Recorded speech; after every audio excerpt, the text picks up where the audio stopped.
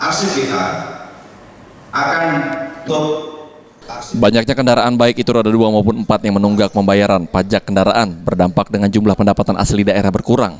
Oleh karenanya, guna meningkatkan pajak kendaraan daerah, Pemprov, Polda, dan Jasa Raharja Sumsel yang tergabung dalam Pembina Samsat Sumsel akan menghapus data kendaraan yang tidak taat pajak. Aturan tersebut sesuai Undang-Undang Nomor 22 Tahun 2009 Pasal 74. Saat ini, Pembina Samsat Sumsel masih melakukan proses sosialisasi terkait undang-undang tersebut ke masyarakat.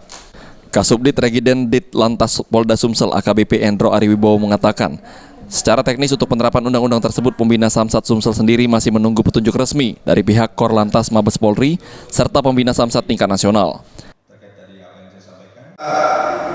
Teknis pelaksanaannya, pemberlakuannya, ini kami masih menunggu dari pelaksanaan teknis dan arahan dari Korlantas beserta dengan tim Pembina Samsat tingkat nasional.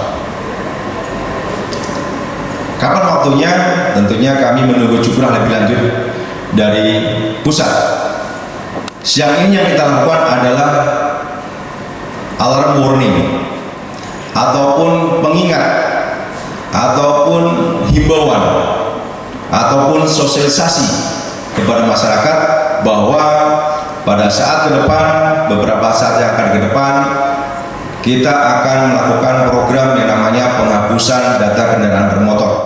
Sementara itu, Kepala Bapenda Sumsel Neng Muhaiba berharap agar masyarakat Sumsel untuk segera membayar pajak kendaraan, apalagi kini sedang diberlakukan program pemutihan pajak kendaraan.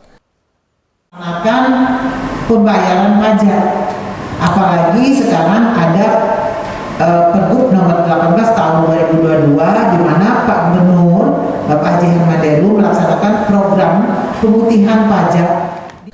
Nantinya jika aturan penghapusan data kendaraan ditetapkan, maka kendaraan yang pajaknya telah habis, maka dinyatakan kendaraan tersebut bodong dan tidak dapat lagi digunakan. Firman Hidayat, PAL TV.